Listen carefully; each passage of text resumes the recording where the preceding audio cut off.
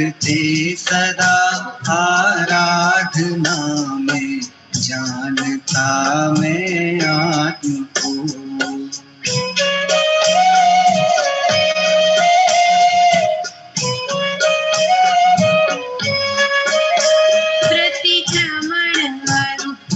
शरण त्यों परिहरण निवृत्ति धारणा, अरुशुद्धि निंदा गर्हणा, ये अष्टविध विष कुंभ है।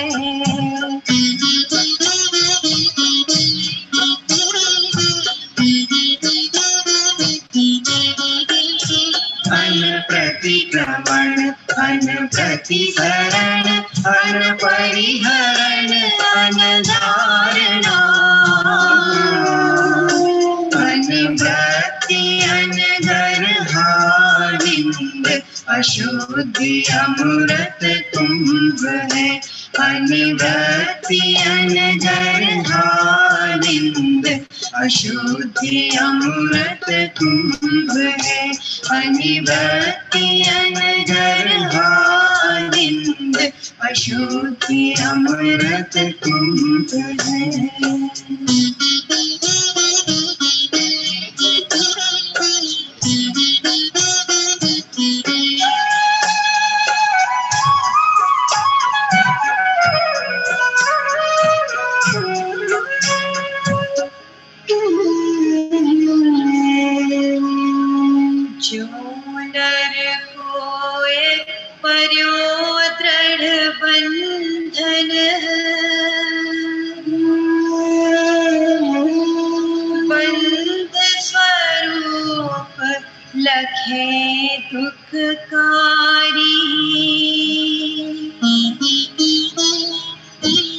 चिंत करे नीति केम कटे अघ,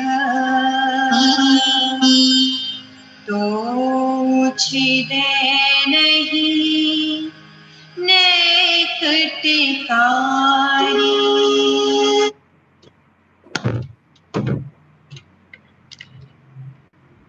हाँ चाचा जी प्रारंभ कर दीजिएगा। नमो अड़हंताणं, नमो सिद्धाणं, नमो आयरीयाणं, नमो वज्रायाणं, नमो लोये सौवसाभूणम्,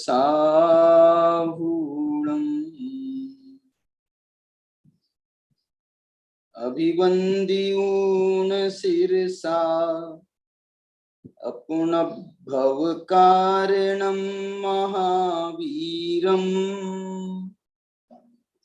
ते सिंपयथ भंगं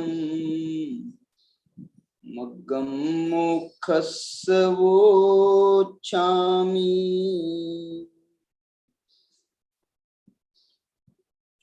पंचास्तिकाय संग्रह के आधार पर हम यहाँ चर्चा कर रहे हैं 161 गाथा के आधार पर मोक्ष मार्ग की। मोक्ष मार्ग प्रकाशक ग्रंथ की पूर्णता को लेकर के ये व्याख्यान माला अपनी चल रही है।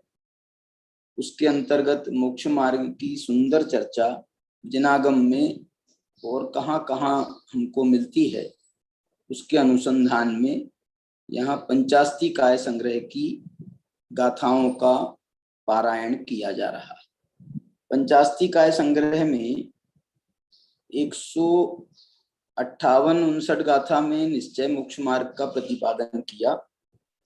उसके बाद में 160 गाथा में उसके साधन के रूप में ऐसा लिखा था, वहां निश्चय मोक्ष मार्ग साधन भावेन के साधन के रूप में मोक्ष मार्ग का यह निर्देश करते हैं।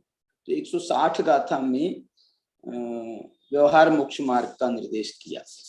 उसके तुरंत बाद 161 गाथा में आचार्य पुनः यह कह रहे हैं कि अब हमने यहाँ व्यवहार मोक्ष मार्ग बताया ना 160 में, उस व्यवहार मोक्ष मार्ग के द्वारा जो साध्य पने को प्राप्त है, ऐसा जो निश्चय मोक्ष मार्ग है, अब उसका हम कथन करते हैं। भी पहले भी तुमने कर दिया था ना, तो पहले किया था, लेकिन अभी यहाँ पर फिर से इसलिए कर रहे हैं कि हम ये प्रूव कर रहे हैं कि वहां उसको, पहले तो निश्चय मोक्ष मार्ग का प्लेन चर्चा थी, उसमें भी यद्यपि उन्होंने साधन साध्य भावों को टीका में लाए थे आचार्य अमृतचंद्र देव, उसकी अपन ने बहुत चर्चा भी की थी। फिर उन्होंने ये साधन भाव से व्यवहार मोक्ष मार्ग का प्रतिपादन किया, तो बोले इसके द्वारा साध्य क्या है, भूल तो नहीं गए ना तो उसका उन्होंने पुनः साध्य जो है वो निश्चय मोक्ष मार्ग उसके द्वारा साध्य है, ये बात ये कह रहे हैं। देखो गाथा पढ़ देता हूं एक बार में। निश्चयेन भणि दो तिहि तेहिं समाहि दोहु जो अप्पा न कुणदि किंचि विअन्नम न मुयदि सोमुख मागोती।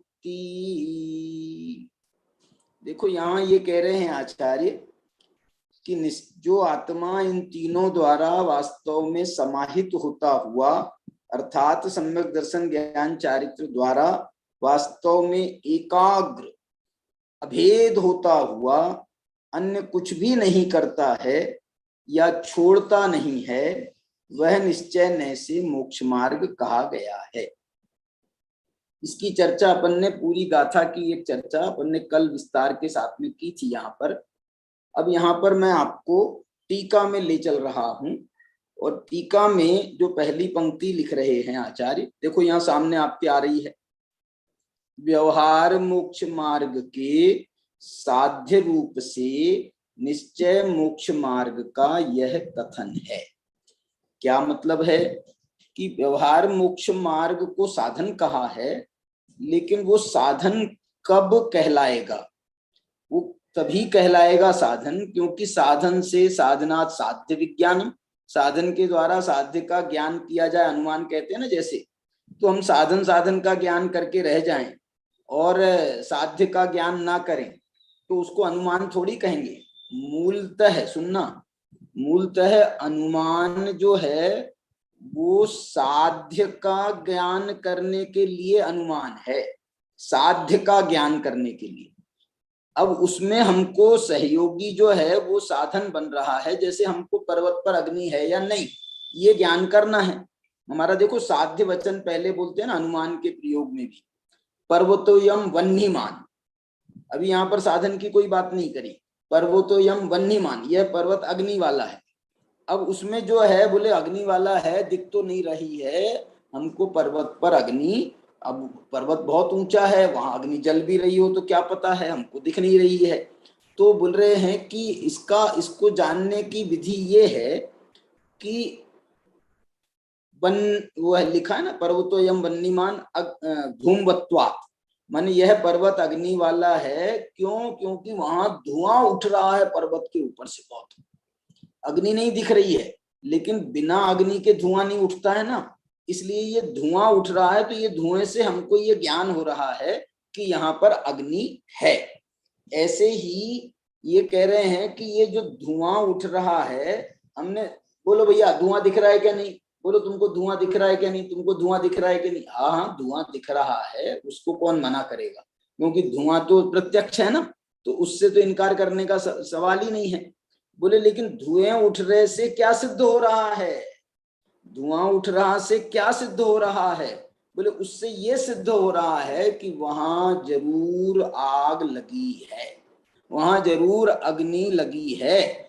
अब जैसे कभी कभी घरों में भी अग्नि लग जाती है ना, अंदर घरों के अंदर अग्नि लग जाती है, तो अग्नि जो है कि ज्वाला तो बाहर नहीं आती है, लेकिन धुआं तो खिड़की विड़की सबके रास्ते से धुआं आ जाता है। बड़ी बड़ी फैक्ट्रियों में आग लगती है तो अग्नि नहीं दिखती है, लेकिन धुआं दिखता है। उससे जो है पूरा निर्णय हो जाता है, निर्णय कर लेते हैं, कितनी सैकड़ों से उसकी गाड़ियां रवाना हो जाती हैं, वहां पहुंच जाती हैं, वो अपना सब करने लगते। माने उनको सिर्फ धुआं दिखा है, धुएं से उनने लेकिन अनुमान लगा लिया कि ये जरूर यहाँ पर अग्नि भी है। ऐसे ही ये व्यवहार मोक्ष मार्ग वास्तव में धुएं के समान है, व्यवहार मोक्ष मार्ग कोई मोक्ष मार्ग नहीं है। जैसे धुआं कोई अग्नि थोड़ी है, लेकिन धुएं से अग्नि का ज्ञान होता है। इसलिए हम ये भी कह सकते हैं ना, कहते हैं ना कि ये धुआं अग्नि वाला है। क्या बोलते हैं? ये धुआं अग्नि वाला है। धुआं अग्नि वाला कैसे होता है? अरे धुआं भी अलग होता है ना, एक जैसे धुंध भी छाती है, उसमें भी हमको धुएं जैसा आभास होता है। कभी भाप उड़ती रहती है तो भी हमको धुएं जैसा आभास होता है। तो वो आभास का अंतर है, हमारा वो आभास का अंतर है। इसलिए जो धुआं है, जब हम धुएं का सच्चा ज्ञान करते हैं तो इससे ये सिद्ध हो जाता है कि ये अग्नि वाला ही धुआं है, ये दूसरा कोई धुआं नहीं है, ये कोई भाप वाला या उसका धुआं नहीं है, ये धुआं जो है अग्नि वाला है। ऐसा निर्णय जब होता है तो देखो, मैं एक बात बोलता हूं, हमने मुनिराज देखे, वो गाना है ना, हमने मुनिराज देखे सपने में रात के, ऐसा गाना है ना। तो हम ये कहते हैं कि हमने मुनिराज देखे। अब मुनिराज के अंदर में जो वीतरागता है, निश्चय सम्यक दर्शन ज्ञान चारित्र है, अंदर का जो भावलिंग है, वो हमको कोई ऐसा स्पष्ट दिखाई नहीं दे रहा है। लेकिन जो उनकी बाह्य चर्या हमको दिखाई दे रही है, उनकी जो अंतर्मुखी वृत्ति हमको दिखाई दे रही है, उनकी जो हमको चर्या समझ में आ रही है, रात दिन अपनी आत्मा के ध्यान में लीन रहते हैं, मग्न रहते हैं, ये जो हमको उनकी चर्या बाह्य दिखाई दे रही है, इससे हमको ये सिद्ध हो रहा है कि ये जरूर भावलिंग के धारक हैं। देखो, एक जो लाइन दादा की शायद पूजन में लाइन है, बहुत अच्छी लाइन है वो मुनिराज के संबंध में। दिन रात आत्मा का चिंतन, देखो ये रात दिन आत्मा का चिंतन करते हैं, ये जो है ना, ये उनके श्रद्धा ज्ञान का प्रतीक बन रहा है। और दिन रात माने इसमें निरंतरता भी आ रही है, वास्तव में इसमें चारित्र का भी प्रतीक बन रहा है। दिन रात आत्मा का है तो ये चिंतन है, ज्ञानात्मक प्रक्रिया, लेकिन इसमें आपको श्रद्धान का भाव भी दिखेगा, ज्ञान का भाव भी दिखेगा, चारित्र का भाव भी समझ में आएगा। और आगे भी वो कह रहे हैं दिन रात, ये तो मन संबंधी हुआ, दिन रात आत्मा का चिंतन, मृदु संभाषण में वही कथन। देखो ये चिंतन है, ये भी व्यवहार है, ये जो मृदु संभाषण में वही कथन, ये भी व्यवहार है। अलग अलग प्रकार के व्यवहार है, कोई सद्भूत है, कोई असद्भूत है। और निर्वस्त्र दिगंबर काया से भी, और ये जो निर्वस्त्र दिगंबर काया है, इससे भी प्रकट हो रहा अंतर मन। देखो पहले कहा था ना, दिन रात आत्मा का चिंतन, ये भी मन से हो रहा था, लेकिन इसको उन्होंने डाला है बहिरंग मन में, इसको डाला है बाह्य मन में, इसको डाला है व्यवहार मन में। और निर्वस्त्र दिगंबर काया से भी प्रकट हो रहा अंतर मन। तो ये जो अंतर मन की अभिव्यक्ति है, ये मन वचन काया के माध्यम से हो रही है। देखो है तो ये दोहा मन वचन काया को समझाने के लिए, लेकिन मैंने इसको आपको समझाने में प्रयास किया है, दर्शन ज्ञान चारित्र को समझाने में मैं इसका प्रयोग कर रहा हूं।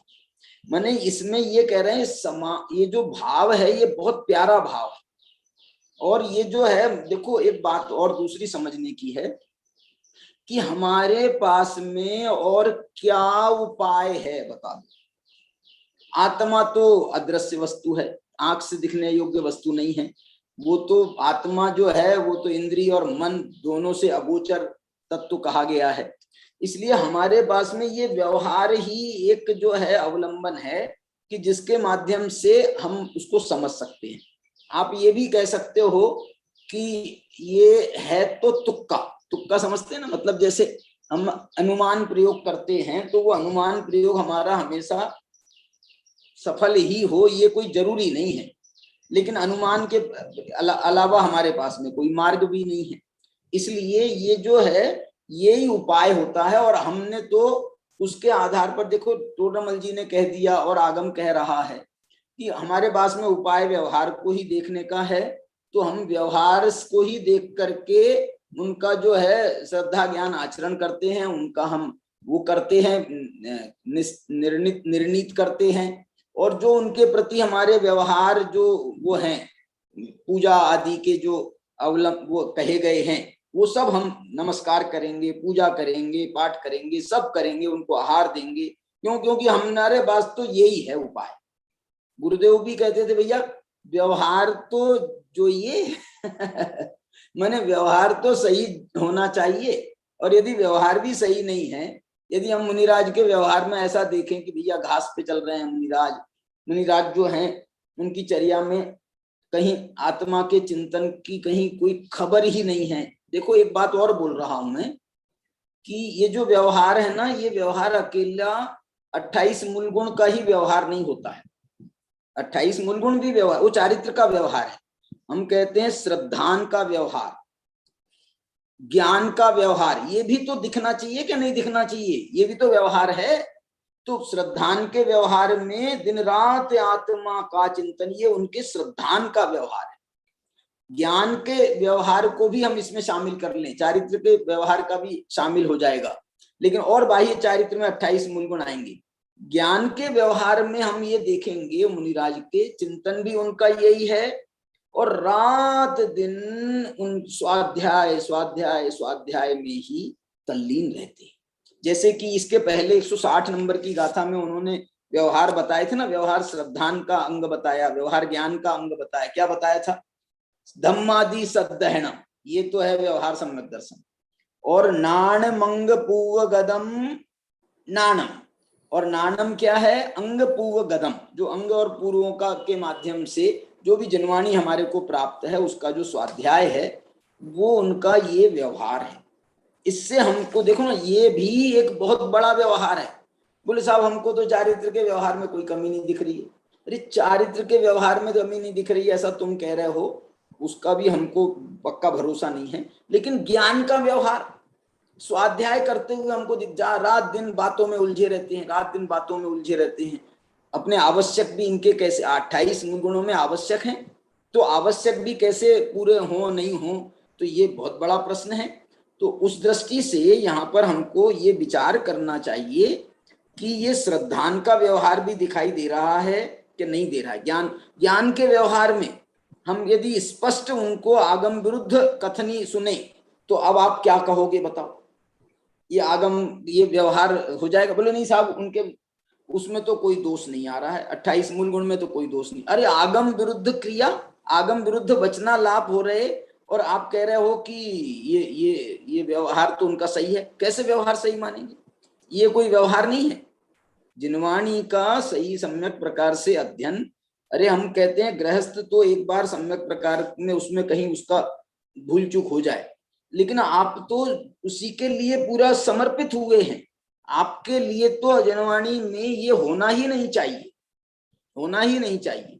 तो इस दृष्टि से जो है ये सारे व्यवहार का जो है देखना आवश्यक है। मैं एक बात आपको और आगे, अपन इसमें 161 गाथा में मैं चल रहा हूं, अभी आपको एक लाइन और पढ़ा करके अपन बात करते हैं। इसकी जो दूसरी लाइन है टीका की, पहली लाइन तो थी व्यवहार मोक्ष मार्ग के साध्य रूप से निश्चय मोक्ष मार्ग का यह कथन है। ये मैंने आपको थोड़ा समझाने का प्रयास किया। आगे देखो आप क्या लिख रहे हैं। सम्यक दर्शन ज्ञान चारित्र द्वारा समाहित हुआ आत्मा ही जीव स्वभाव में नियत चारित्र रूप होने के कारण निश्चय से मोक्ष मार्ग है। देखो इसमें एक गर्भित दो बातें समझना। ये जो सम्यक दर्शन ज्ञान चारित्र है ना, इस सम्यक दर्शन ज्ञान चारित्र में दो प्रकार से यहाँ पर व्यवहार सम्यक दर्शन ज्ञान चारित्र की बात है। पहला व्यवहार सम्यक दर्शन ज्ञान चारित्र तो जो ये अपन ने 160 गाथा में पढ़ा, वो व्यवहार सम्यक दर्शन ज्ञान चारित्र द्वारा समाहित हुआ आत्मा, ये समझने वाली बात है। दूसरा, इसमें जो व्यवहार सम्यक दर्शन ज्ञान चारित्र है, वो ये व्यवहार वाला बहिरंग नहीं, अंतरंग में जो निश्चय सम्यक दर्शन ज्ञान चारित्र है, उसका जो भेद, निश्चय सम्यक दर्शन ज्ञान चारित्र का जो भेद करना है, वो भी एक प्रकार से व्यवहार सम्यक दर्शन ज्ञान चारित्र है। निश्चय सम्यक दर्शन ज्ञान चारित्र से आत्मा का भेद करना, मोक्ष मार्ग का भेद करना। हम ये कहें जैसे कि निश्चय मोक्ष मार्ग, भाई साहब आपको मालूम है निश्चय मोक्ष मार्ग 3 प्रकार का है। मैं ये पूछूं आपसे, ये जो है निश्चय कथन है कि व्यवहार कथन है? निश्चय सम्यक दर्शन, निश्चय मोक्ष मार्ग भी 3 प्रकार का है। अरे निश्चय में 3 भेद होते ही नहीं है, निश्चय तो अभेद का नाम है। इसलिए ये जो है इसमें भी जो है निश्चय सम्यक दर्शन ज्ञान चारित्र का भी यदि आप भेद करते हो तो वो भी व्यवहार सम्यक दर्शन ज्ञान चारित्र में जाता है। लेकिन लेकिन लेकिन यहाँ जो कथन किया जा रहा है ये व्यवहार सम्यक दर्शन ज्ञान चारित्र माने बहिरंग और अंतरंग जो निश्चय सम्यक दर्शन ज्ञान चारित्र का भेद है, इसके द्वारा समाहित हुआ आत्मा ही जीव स्वभाव में नियत चारित्र रूप होने के कारण निश्चय से मोक्ष मार्ग है। देखो इसको मैं गुरुदेव का भी प्रवचन सुना इसका, और बहुत मार्मिक प्रवचन है गुरुदेव के। 160 गाथा पर भाई साहब 3 प्रवचन है गुरुदेव के। 160 गाथा पर गुरुदेव के एक बार के 3 प्रवचन है, शायद 63-64 वाले प्रवचन है वो। 3 प्रवचन एक साथ हिंदी में है तीनों प्रवचन। और वो जो है माने 160 गाथा पर भी व्यवहार मोक्ष मार्ग की गाथा है वो, उस पर गुरुदेव ने खूब मीमांसा करी है। और उस समय के उन्होंने उस समय की भी जो परिस्थितियां थी और उस समय जो लोग अलग अलग ये निश्चय मोक्ष मार्ग व्यवहार मोक्ष मार्ग की व्याख्याएं कर रहे थे। कोई 7वें गुण स्थान में कह रहा था, कोई 8वें गुण स्थान में कह रहा था, कोई 11वें में कह रहा था, कोई 12वें में कह रहा था। गुरुदेव ने ये भी बताया कि बोले कोई तो जो है वो 13वें 14वें में मोक्ष मार्ग मानते हैं, 13वें 14वें में मोक्ष मार्ग मानते। बोले मोक्ष मार्ग माने जिसमें मोक्ष, जिससे मोक्ष मिले उसी का नाम मोक्ष मार्ग है, वो तो 14वें गुण स्थान के अंत में ही होगा। तो जो है ऐसा तो मोक्ष मार्ग तो जो है वो गृहस्थो मोक्ष मार्गस्थो निर्मोहो नैव मोहवान, उसका क्या होगा फिर? माने आप जो है वैरायटी आप बता सकते हो कि मोक्ष मार्ग के देखो कथनियां अलग अलग प्रकार की आगम में भी मिलती हैं और उसका संदर्भ भी है, वो उसमें कोई दिक्कत नहीं। मोक्ष मार्ग की पूर्णता आप कह सकते हो। मोक्ष मार्ग की पूर्णता भी 2 प्रकार से कही जाती है, एक 14वें गुण स्थान के रूप में और एक 12वें गुण स्थान के रूप में पूर्णता। लेकिन मोक्ष मार्ग का प्रारंभ तो बताओ, प्रारंभ नहीं होगा तो पूर्ण का? बोले नहीं, जब प्रारंभ होता है तभी पूर्ण होता है। ये ऐसी जो बातें हैं वो उस समय बहुत चलती थी, तो गुरुदेव ने उन सब का उल्लेख उनके व्याख्यान में आया है। अच्छा, और बड़ी करुणा के साथ में गुरुदेव उल्लेख करते हैं, वो तो हमको उनकी शैली पता ही है। मैं यहाँ पर ये कहना चाह रहा हूं, इसकी एक टिप्पणी आपको दिखाना चाहता हूं, इसकी एक टिप्पणी दिखाना चाहता हूं। इसमें जो समाहित शब्द आया है, इस समाहित शब्द की यहाँ पर नीचे इसमें टिप्पणी शायद दी होगी, लेकिन यहाँ उस पर नोट नहीं लगाया है। देखो या फिर ये पीछे तो नहीं चला गया, इसमें नहीं है। लेकिन इसमें जो मेरे पास में ग्रंथ है, ये अपने सोनगढ़ का ही छपा हुआ ग्रंथ है, इसमें उन्होंने ये टिप्पणी दी है, समाहित माने 7वां गुणस्थान वाला। है आपके पास भी वही? है, मेरे पास भी कन्नड़ा में भी सेम है। हाँ हाँ हाँ। तो ये जो है इसमें ये 7वां गुणस्थान वाला, ये इसमें स्पेशल टिप्पणी लगाई है, माने हिम्मत भाई ने लगाई है, गुरुदेव ने उसको देखा है, ओके भी किया है। कहने का अर्थ मेरा ये है, गुरुदेव ने इस बात को प्रवचन में भी उनके आया है। गुरुदेव क्या बोल रहे हैं?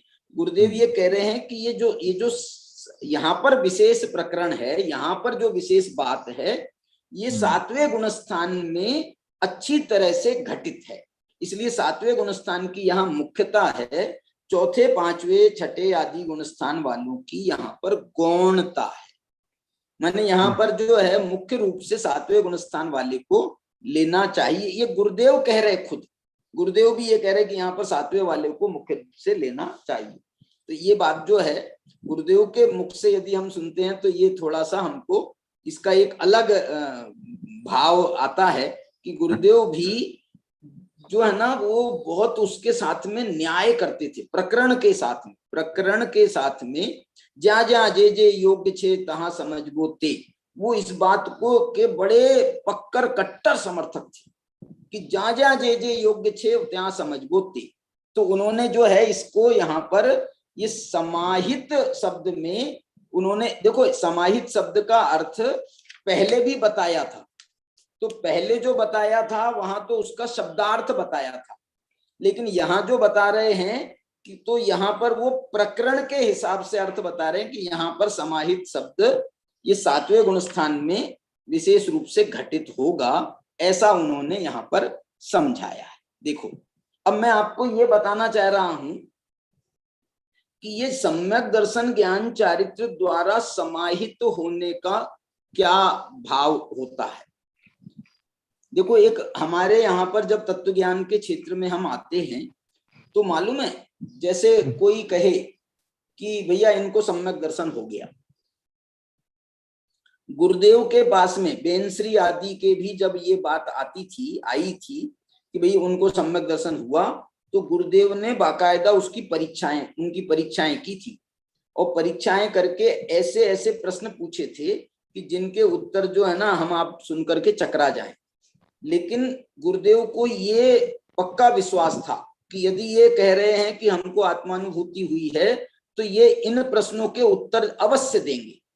और दूसरी बात ये जो बातें मैं कह रहा हूं ना आपको, इसकी तो वहां पर सोनगढ़ में किताबें छपी हैं, इन बातों की किताबें छपी हैं खूब। माने इस बात का ऐसा नहीं है कि कोई गुपचुप बात हो, किताबें छपी हैं बेनश्री वगैरह के जो अभिनंदन ग्रंथ हैं या और उनकी महिमा के ग्रंथ बने हैं, उसमें उस सब बातों का उल्लेख है कि गुरुदेव ने इनकी परीक्षाएं की थी। 5 प्रश्न दिए थे गुरुदेव ने, 5 प्रश्न, और 5 प्रश्नों के उनसे उत्तर मांगे थे और दोनों बहनों को दिए थे और दोनों बहनों से ये कहा था कि एक दूसरे को बताना मत एक दूसरे को बताना मत, हमको आपके प्रश्नों के उत्तर चाहिए। तो और जो है इसके उत्तर आपके मन से आने चाहिए, माने आप हमको जिनवाणी के कोई उदाहरण उठा करके दे दो, वो नहीं चाहिए, आपकी भाषा में हमको सुनना है। देखना ये जो है ना ये कैसे प्रयोग है, आप सोचो। गुरुदेव ये कह रहे हैं कि आपकी भाषा में चाहिए, जिनवाणी से नहीं चाहिए। इसका अर्थ ये है कि आपकी भाषा में आएगा तो उसमें आपका अंतरंग मन प्रकट होगा, आपका अंतरंग अभिप्राय प्रकट होगा। आप शास्त्र से उठा करके लिख दोगे तो फिर वो तो आचार्यों की वाणी है, उसमें और क्या हमको शंका है।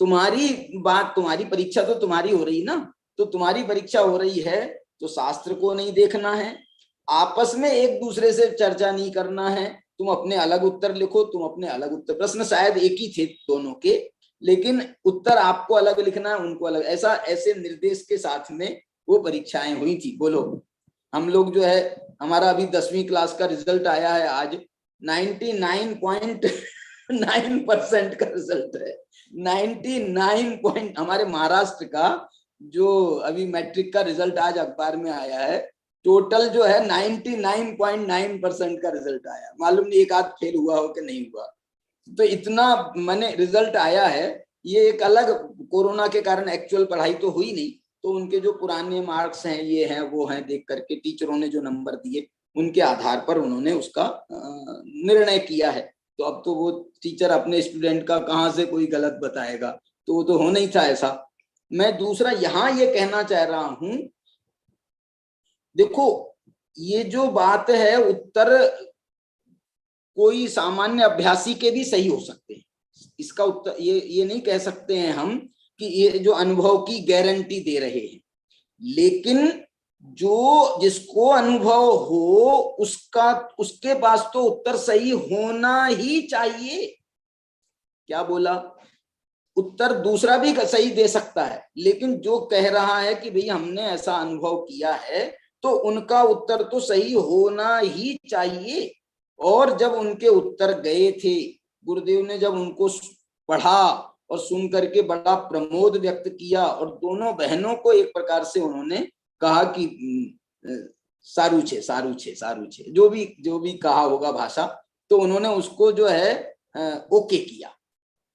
मेरा इसमें कहने का अर्थ ये है, मुद्दे की बात ये है तत्व ज्ञान के क्षेत्र में आप अभी भी किसी भी विद्वान से, डॉक्टर साहब से पूछो, युगल जी से पूछो, लालचंद भाई से पूछो, किसी से भी पूछो कि जो सम्यक दृष्टि धर्मात्मा है उसका तत्व ज्ञान, बाह्य तत्व ज्ञान सही होता है क्या नहीं होता है, बोल। तो वो ये कोई भी कहेगा कि भाई बाह्य तत्व ज्ञान भी इसका बिल्कुल सही होना ही चाहिए। ये पूर्व भूमिका की बात कर रहा हूं मैं, सम्यक दर्शन के पूर्व भूमिका की बात कर रहा हूं। अथवा सहचर भूमिका में भी किसी ने हमको, जैसे बेनश्री वगैरह का उदाहरण था, ये तो अब सहचर वाली भूमिका हो गई थी ना, अनुभव हो गया है तो अब आप परीक्षा कर रहे हो तो ये बाह्य तत्व ज्ञान उनका सही हो रहा है।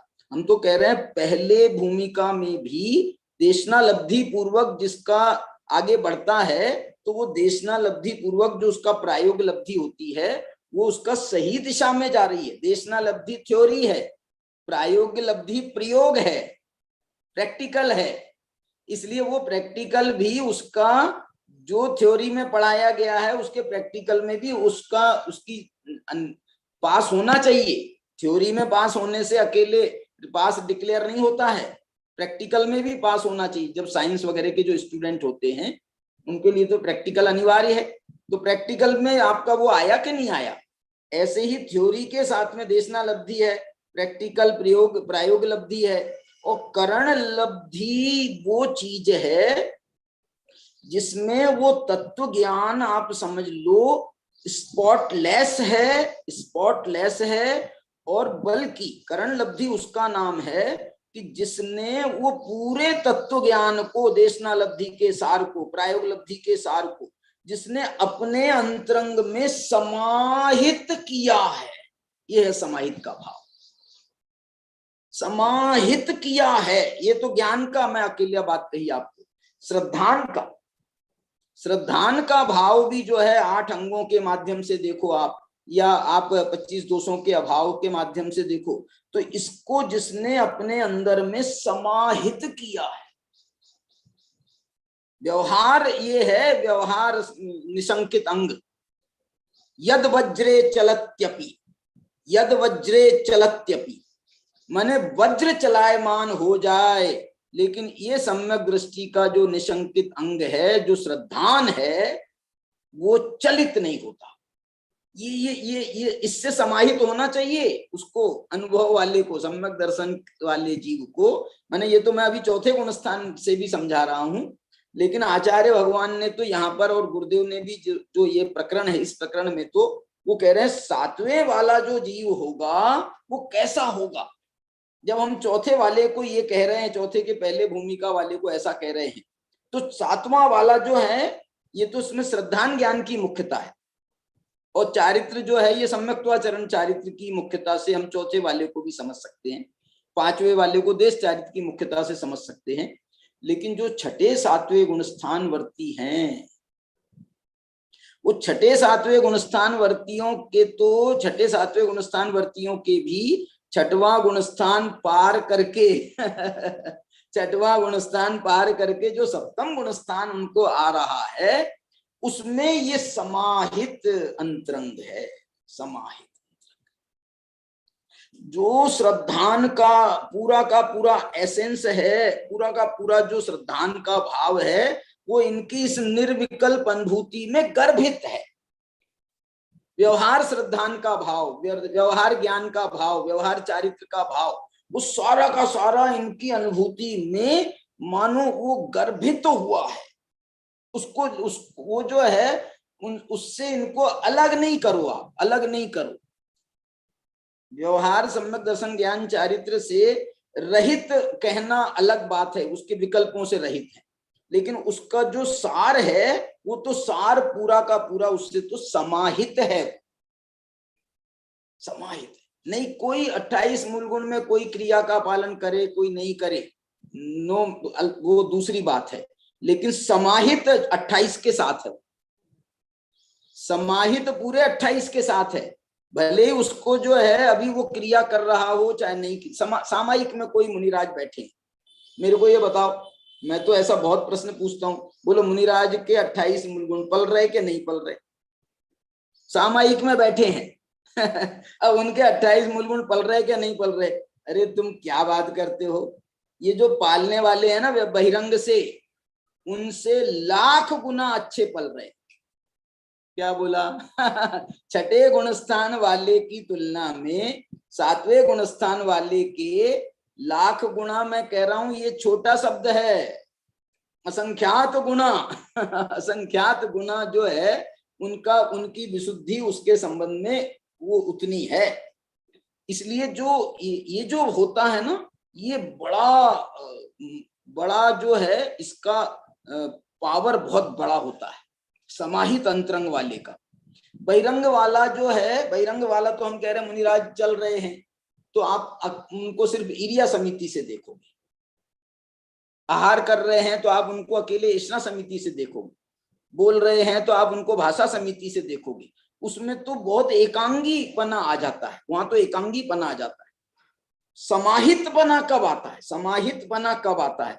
वास्तव में समाहित पना ये निश्चय मोक्ष मार्ग अभेद रत्नत्रय में ही असली समाहित पना गर्भित होता है।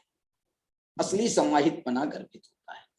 इस प्रकार से जो है, इस समाहित होने का भाव जो है वो बड़ा जो मार्मिक। अब देखो, इसको आप उसके अपने मूल वचन से समझ लो, गाथा का जो उत्थानिका से समझ लो। वो कह रहे हैं व्यवहार मोक्ष मार्ग के साध्य रूप से निश्चय मोक्ष मार्ग का ये कथन है। बोलो, ये व्यवहार मोक्ष मार्ग जब समाहित होता है ना, तो ये निश्चय मोक्ष मार्ग को निश्चय मोक्ष मार्ग की अवस्था कहलाती है। व्यवहार मोक्ष मार्ग में व्यवहार मोक्ष मार्ग का समाहितपना नहीं है। व्यवहार मोक्ष मार्ग का निश्चय मोक्ष मार्ग में समाहित बना है। क्योंकि व्यवहार मोक्ष मार्ग का व्यवहार में समाहितपना क्यों नहीं है? उसमें तो 28 मूल गुण है ना, तो वो सब एक दूसरे से अलग अलग है। ईरिया समिति को भाषा समिति कह सकते हो, भाषा समिति को ईरिया समिति कह सकते हो? नहीं कह सकते। लेकिन जो आत्मा की अनुभूति में सामायिक में बैठे हैं मुनिराज, तो हम पूछेंगे, बोलो ईरिया समिति पल रही क्या नहीं पल रही? भाषा समिति पल रही क्या नहीं पल रही? येष्णा समिति पल रही? सारी की सारी समितियां एक कार्य में पल रही हैं, लेकिन व्यवहारिक में एक कार्य में दूसरा कार्य नहीं हो रहा, एक क्रिया में दूसरी क्रिया नहीं है। लेकिन ये जो क्रिया है निश्चय अभेद रत्नत्रय की क्रिया है, इसमें सब गर्भित हैं। वाह, ऐसा जो है। इसलिए इसमें जो उन्होंने सातवें गुणस्थान की बात करी है, इसमें हम ये देखेंगे। अब एक बात और पूछ लेता हूं मैं आपसे, जो मुनिराज सामायिक में है उनके सकल चारित्र छठे गुणस्थान वाला, वो उनको गर्भित है क्या नहीं है? बोले साहब गर्भित है। अब अगला प्रश्न, उनको जो देश चारित्र था पांचवें गुणस्थान में, वो गर्भित है क्या नहीं? सातवें वालों को पांचवें गुणस्थान का देश चारित्र गर्भित है क्या नहीं? अरे क्या बात कर रहे हो? सकल चारित्र है तो उसमें देश चारित्र गर्भित होगा क्या नहीं होगा? अरे इसको ऐसे और समझो, कर्णान योग से, जिसने तीसरी चौकड़ी का अभाव किया है, प्रत्यक्षानावरण का अभाव किया है, उसका प्रत्यक्षानावरण का अभाव होगा क्या नहीं होगा? अरे क्या बात कर रहे हो? सीधे छलांग लगा देगा पहली से तीसरी पर, लगा भी देगा तो जो पार करके लगाएगा वही तो लगाएगा। मतलब उसमें गर्भितपना तो होना ही होना है। इसलिए जो है, आप सब जो उत्कृष्ट वाले स्थान हैं, उनमें निकृष्ट वाले जो स्थान हैं, वो तो सब उसके अंतर गर्भित ही माने जाते हैं। जो आप ये कहोगे साहब सातवें गुणस्थान वालों का चौथा गुणस्थान गर्भित है क्या नहीं? सातवीं क्लास पास हुआ है, वो चौथी क्लास पास होकर ही आया है ना। वही। तो इसलिए जो है, ये बहुत ही मार्मिक और अच्छा स्थल था। चलिए अब अपन और आगे बढ़ते हैं। अब विस्तार ऐसा, ये तो बहुत संक्षेप में वचन था, अब खुद आचार्य विस्तार कर रहे हैं उसका। अब विस्तार ऐसा है, यह आत्मा वास्तव में, देखो बड़े मार्मिक शब्द हैं, यह आत्मा वास्तव में, ये भी एक शब्द दे रहे हैं, और अगला शब्द लिख रहे हैं कथनचित। वास्तव में कथनचित, कथनचित का मतलब जो है वास्तव में के विरुद्ध में नहीं जाना। कथनचित माने किसी प्रकार से, देखो निज उद्यम से और देखो ये कहां से प्रारंभ कर रहे हैं, अनादि अविद्या के नाश द्वारा। ये अनादि अविद्या का नाश माने क्या है बताओ? अनादि अविद्या का नाश जो है ये चौथे गुण स्थान की जो शर्त है वो है। अनादि माने अविद्या माने अज्ञान, तो जिसको अज्ञान का नाश किसको हुआ है? अज्ञान का नाश जो है वो सम्यक दृष्टि को हुआ है। तो सम्यक दृष्टि को सम्यक दर्शन हुआ है, सम्यक दर्शन के साथ ही उसका मिथ्या ज्ञान अज्ञान का नाश भी हुआ है। इसलिए ये जो है ये पहली शर्त जो थी चौथे गुण स्थान वाली, वो तो यहाँ पर इनके आ ही गई, अनादि अविद्या के नाश द्वारा। अब और आगे बढ़ना है, सातवें गुण स्थान तक पहुंचना है। व्यवहार मोक्ष मार्ग को प्राप्त होता हुआ, व्यवहार मोक्ष मार्ग को प्राप्त होता हुआ माने यहाँ पर देखो अनादि अविद्या का नाश हुआ है, वो तो है निश्चय। अनादि अविद्या का नाश हुआ है वो तो है निश्चय, उसके साथ में उसने व्यवहार मोक्ष मार्ग को भी प्राप्त हुआ है। हम उस दृष्टि से देखेंगे ना, पूर्वचर की दृष्टि से, तो उसका तो वहां से प्रारंभ हो गया था, लेकिन उसको व्यवहार मोक्ष मार्ग को सिक्का जो है ये सम्यक दर्शन होने के बाद लगा, तो वो जो है ये व्यवहार मोक्ष मार्ग को प्राप्त होता हुआ। फिर व्यवहार मोक्ष मार्ग को प्राप्त होता हुआ माने क्या? तो याद करो 160 नंबर की गाथा, धर्मादि संबंधी तत्वार्थ अश्रद्धान। ये अश्रद्धान माने क्या? ये अनादि अविद्या को जो है एक्सप्लेन कर रहे हैं। अनादि अविद्या को, मिथ्या दर्शन में क्या हुआ था? तो बोले धर्मादि संबंधी तत्वार्थों का अश्रद्धान हुआ था, अंग पूर्वगत पदार्थों संबंधी अज्ञान हुआ था, अतप में चेष्टा के त्याग हेतु से, अतप में चेष्टा के त्याग हेतु से तथा धर्मादि संबंधी। देखो इसमें एक बात मैं बताता हूं आपको।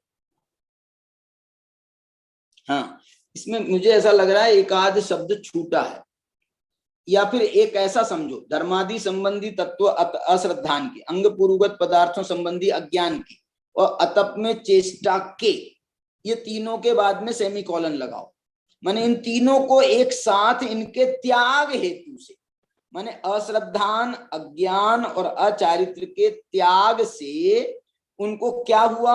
धर्मादि संबंधी तत्वार्थ श्रद्धान, अंग पूर्वगत पदार्थों संबंधी ज्ञान और तप में चेष्टा के, ये तीनों फिर से सेमीकोलन लगाओ, इनके ग्रहण हेतु से। वाह, क्यों ये त्याग ग्रहण क्यों बताया? क्योंकि मूल गाथा में नवि कुणदि किंची भी अन्नम, ना कुछ करता है और ना कुछ छोड़ता है। तो ये जो है ना, ये व्यवहारिक दृष्टि से इन दोनों को यहाँ पर इनने, ना उसको वो ग्रहण करता है और ना इसको त्यागता है, ऐसे भाव बताते हुए तीनों के त्याग हेतु और तीनों के ग्रहण हेतु, तीनों माने जो जो बताए हैं वो विविक्त भाव रूप व्यापार करता हुआ। अब देखो एक बात बहुत मार्मिक आती है ग्रंथों में, क्या आती है समझना आप, जो इसका लौकिक में भी बहुत अच्छा उदाहरण आता है। लौकिक में उदाहरण ऐसा आता है कि जो व्यक्ति जितना बड़ा होगा, जो व्यक्ति जितना बड़ा होगा वो व्यक्ति उतना ही नम्र होगा। उसके लिए फलों से भरे हुए वृक्ष का उदाहरण आता है। फलों से जब आम का वृक्ष, खूब आम, हजारों आम से जब वो वृक्ष, एक एक वृक्ष में हजारों आम बोल रहा हूँ, उससे जब लद जाता है तो वो जो है ना, हमको जो पहले डालें हमारे हाथ में पकड़ में नहीं आती थी ना, तो अब जब वो लद करके जो फल नीचे लटक जाते हैं और उसके भार से वो नम्रीभूत हो जाता है, तो वो फल भी नीचे आ जाते हैं, ताकि हम राहगीरों को भूख प्यास लगे तो वो वृक्ष कह रहा है, अरे तू तोड़ लेना, ये पास में ही तो है बिल्कुल। वो नम्रीभूत हो जाता है, नम्रीभूत हो जाता है।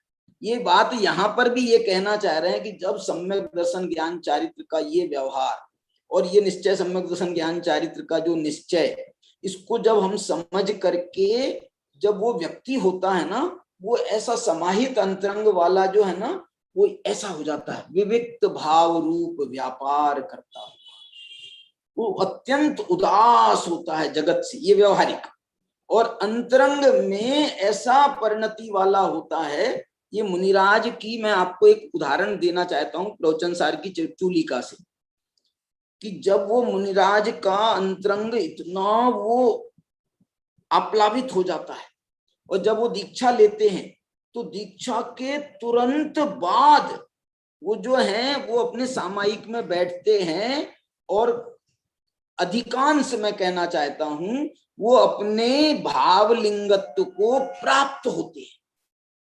क्यों? क्योंकि वो इतने समाहित अंतरंग वाले होते हैं, समाहित अंतरंग वाले।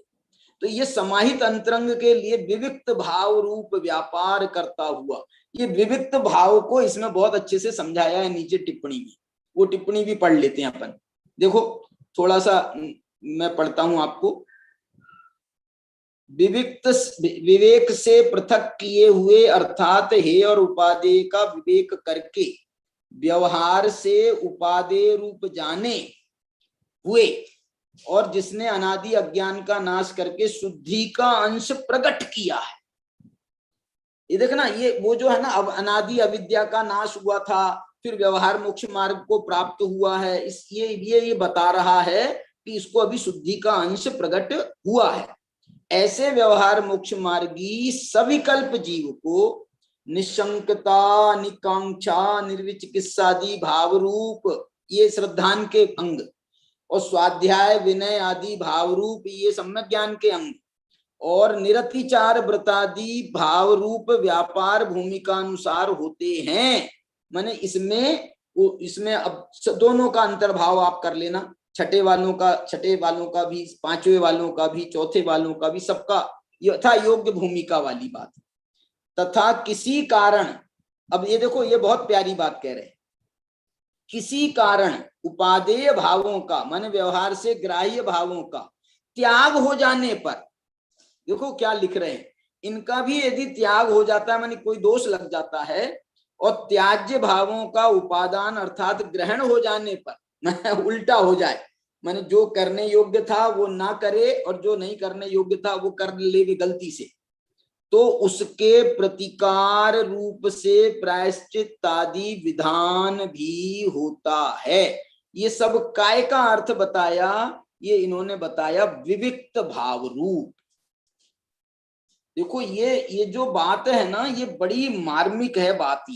ये विविक्त भाव का प्रसंग जो है ये बहुत माने ये आप पूरी चर्या देखो।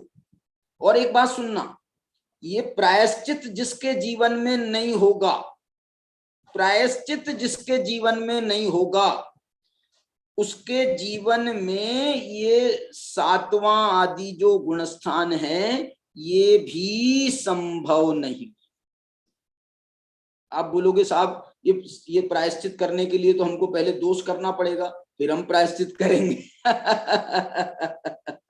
दो प्रकार का उसमें भी वो माना गया छेदोपस्थापना, दो प्रकार का माने छेद हो, माने कोई अतिचार लगे उसके प्रायश्चित स्वरूप छेदोपस्थापना होता है।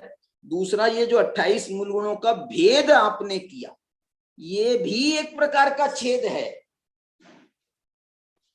ये भी एक प्रकार का छेद है। इसलिए जो है ना वो ये विधि ना देखो एक बात और सुनो, व्यवहारिक भूमिका में तो है, मुनिराज भी कोई अभी ऐसी भूमिका में तो पहुंचे नहीं है कि बिल्कुल जो दोष माने दोष लग ही नहीं सकता, संभावना ही से आप इनकार कर दो, बुद्धि पूर्वक दोष ना लगे लेकिन उसके बाद बावजूद भी आहारचर्या को जाएंगे, गमन करेंगे, इरिया आदि समिति का पालन करेंगे, प्रतिष्ठापना के लिए सुबह निकलेंगे, जो भी क्रियाएं होंगी उसमें वो यथा योग्य दूषण लगते हैं।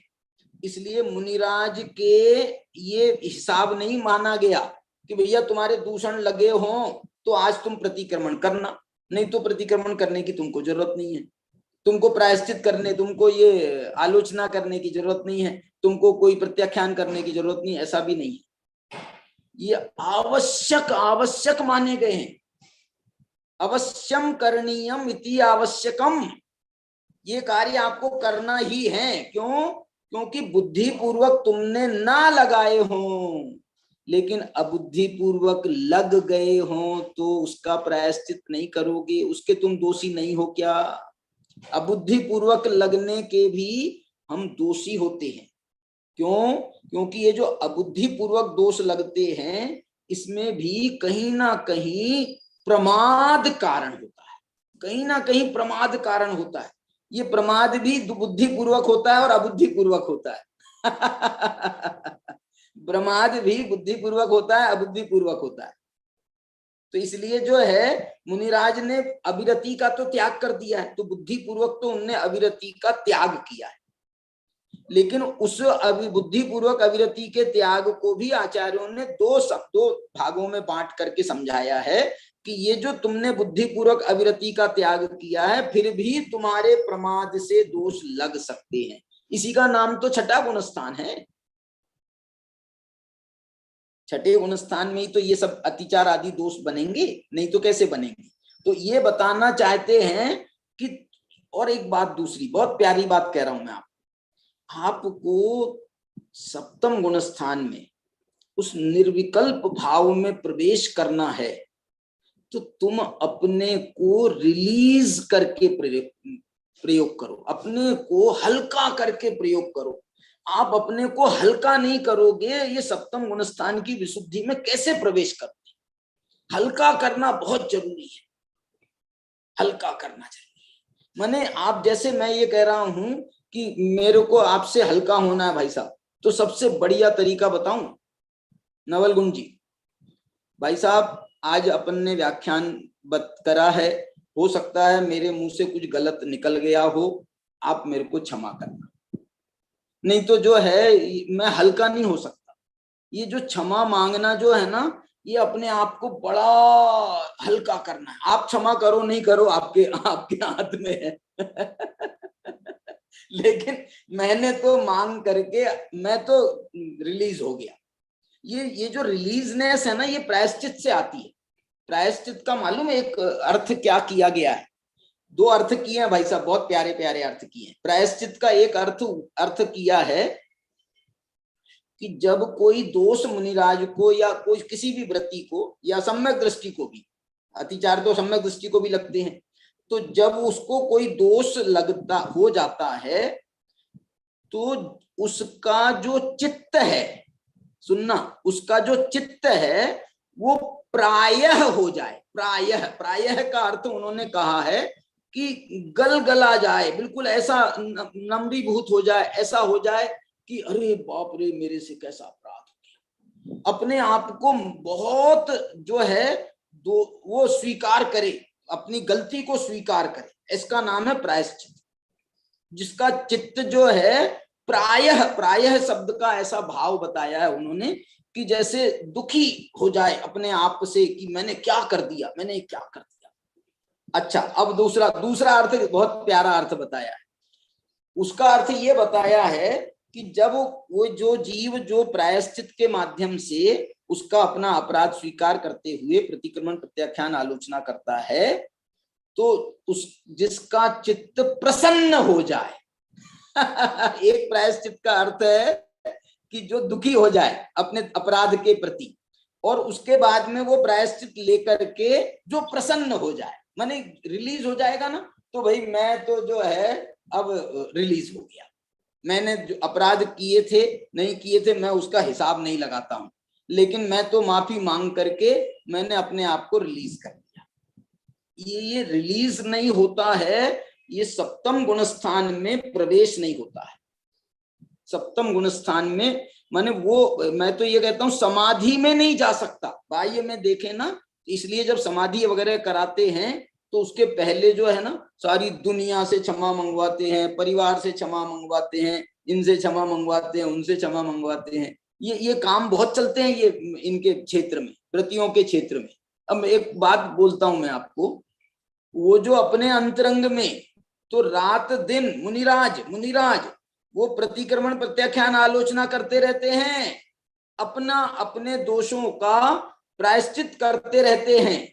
और देखना हम दूर से देखने वाले वो मुनिराज पर हम ऐसे वारी वारी जाते हैं, अरे वो तो कह रहे हैं हम प्रतिक्रमण कर रहे हैं, प्रत्याख्यान कर रहे हैं, हम अपने दोषों को दोष देख रहे हैं, हम अपने आप में दोष देख रहे हैं, और हम कह रहे हैं कि साहब आप महान हो, आप महान हो, आपकी जय हो, आपकी जय हो। ये क्या चक्कर है?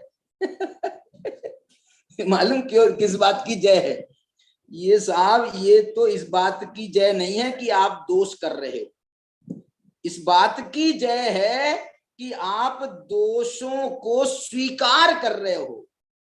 उन लोगों को धिक्कार है कि जो दोष करते हुए भी ये प्रतिक्रमण प्रत्याख्यान आलोचना नहीं करते हैं।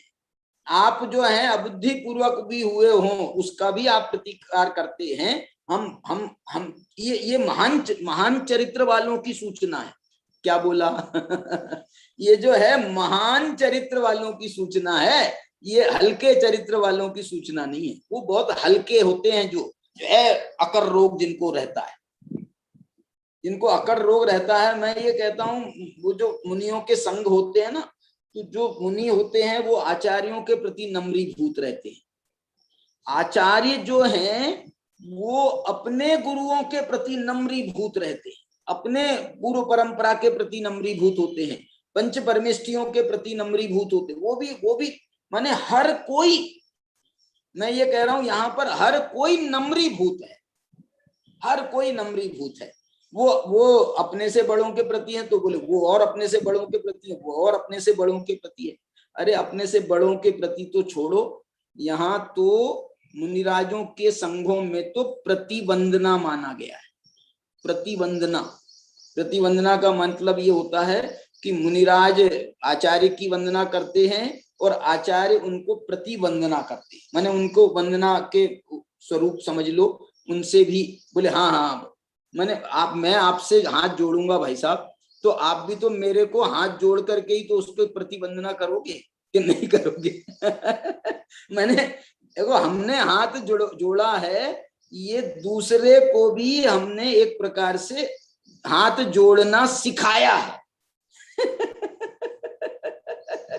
क्योंकि हम नहीं जोड़ेंगे तो ये बच्चों को अपन हाथ जोड़ करके उनसे बात करते हैं, इसलिए करते हैं कि भैया तुम भी सीखो, ये हाथ जोड़ना सीखो, ये जीवन में बहुत काम आएगा।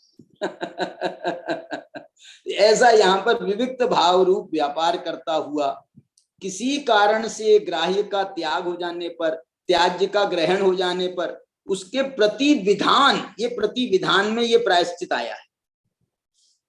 प्रतिविधान का अभिप्राय करता हुआ जिसका, अब देखो और आगे सुनना, जिस काल जितने काल तक विशिष्ट भावना सौष्ठव के कारण,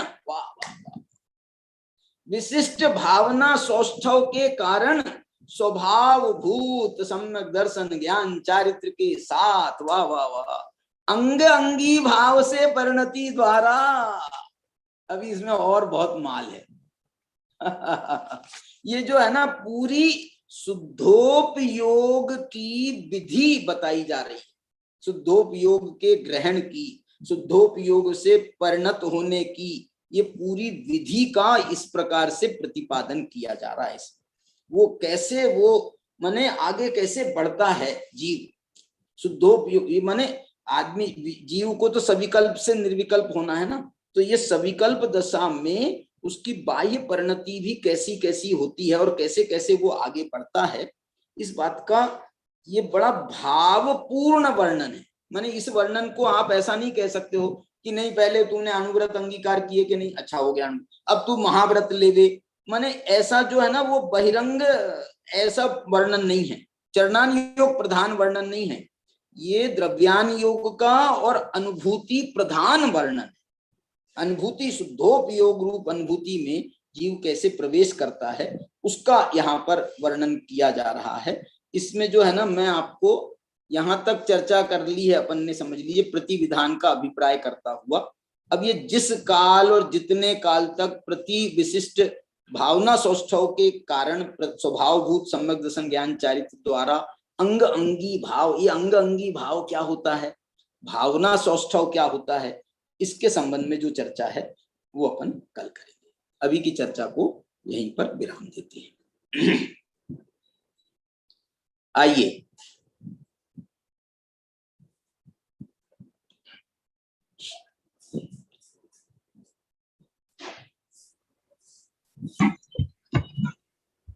आज हम पंचस्तिकाय संग्रह गाथा 161 पर ही मोक्ष मार्ग प्रकाशक की संभावित रूपरेखा के आधार पर चर्चा कर रहे थे। आचार्य यहाँ व्यवहार को मोक्ष मार्ग का साधन कहा है। मूलतः साध्य का ज्ञान कराने के लिए अनुमान होता है, जिसे हमने जहां जहां धूम वहां वहां अग्नि इस दृष्टांत के माध्यम से समझा। क्योंकि धुएं से अग्नि का ज्ञान होता है, वैसे ही व्यवहार मोक्ष मार्ग रूप साधन से ही निश्चय मोक्ष मार्ग रूप साध्य की प्राप्ति होती है, इस प्रकार आचार्य ने कहा। फिर आदरणीय डॉक्टर साहब को भी याद किया गया उनकी पूजन की लाइन को कि दिन रात आत्मा का चिंतन, ये मुनियों के माध्यम से याद किया गया कि दिन रात आत्मा का चिंतन ये मुनियों के मन का चिंतन है। फिर निर्वस्त्र दिगम मृदु संभाषण में वही कथन, ये मुनिराज के वचन का चिंतन है। निर्वस्त्र दिगंबर काया से प्रकट हो रहा अंतर्मन एक काया का चिंतन है। यह पंक्तियां दर्शन, ज्ञान और चारित्र को प्रदर्शित कर रही है। फिर मुनियों का व्यवहार भी हमने देखा कि मुनियों का बाह्य व्यवहार क्या है कि 28 मूल गुणों का निरत्याचार पालन करना, ये मुनियों का बाह्य व्यवहार है।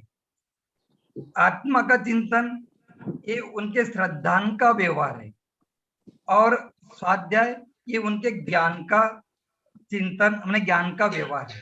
इस प्रकार हमने उनके दर्शन, ज्ञान और चारित्र का जो व्यवहार है वो हमने देखा। फिर गुरुदेव श्री को याद किया गया कि गुरुदेव श्री के इस 160वीं गाथा पर भी बहुत मार्मिक, बहुत ही भावग्राही गुरुदेव श्री के 3 प्रवचन है। और एक बात आई थी कि मोक्ष मार्ग की जो पूर्णता है वो 12वें गुणस्थान के अंत में और 14वें गुणस्थान में शास्त्र में कही गई है। फिर आज एक समाहित शब्द का अर्थ फिर आया, जिसकी चर्चा हम निरंतर करते आ रहे, लेकिन यह प्रकरण के हिसाब से जो अर्थ आचार्य ने किया वो है 7वां गुणस्थान वाला जीव। ये है यहाँ समाहित का अर्थ। जो सम्यक दर्शन प्राप्त जीव है वो उनका बाह्य तत्व ज्ञान भी सम्यक ही होता है। इस प्रकार की बहुत मार्मिक बात आज प्रवचन में आई। फिर हमने देखा कि जिन्होंने देशना लब्धि के सार को, प्रायोग्य लब्धि की सार को और करण लब्धि के सार को अंतरंग में घटित किया है, वह जीव समाहित वाला कहलाता है। अभेद रत्नत्रय में वास्तव में निश्चय मोक्ष मार्ग समाहित है।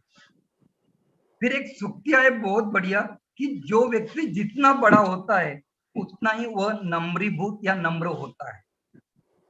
प्रायचित्त जिनके जीवन में नहीं, वह जीव 7वां गुणस्थान प्राप्त नहीं कर सकता।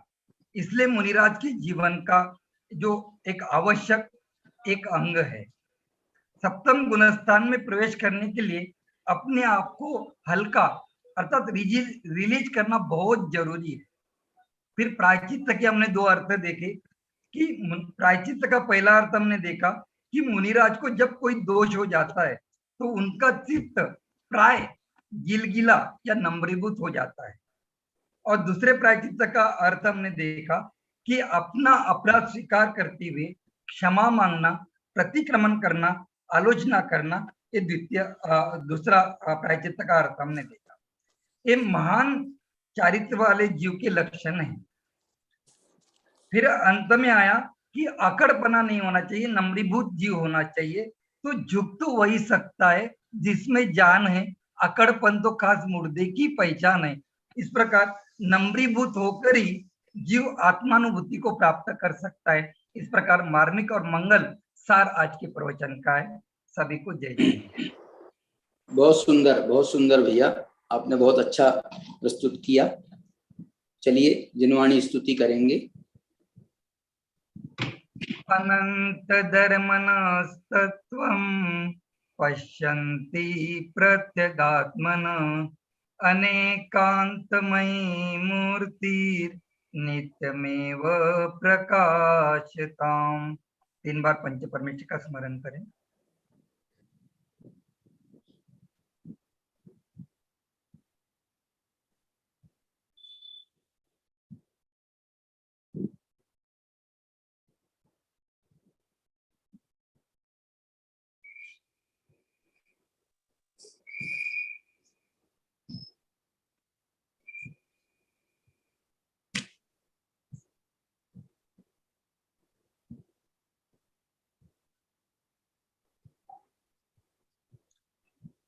जय बोलो द्वादशांग रूपी जिनवानी माता की जय। की सभी जय। को जय जिनेंद्र। सभी को जय जिनेंद्र। नवल गुंज जी साहब जय जिनेंद्र। सुरेश भैया डायमंड जय जिनेंद्र। कृतिका जी को जय जिनेंद्र। सीमा जी को जय जिनेंद्र। और हमारे जय साथ में जो जिनेंद्र। भी सब जय जिनेंद्र भाई साहब जो भी सब जुड़े थे हमारे साथ में, सभी को जय जिनेंद्र। चलिए कल मिलते हैं।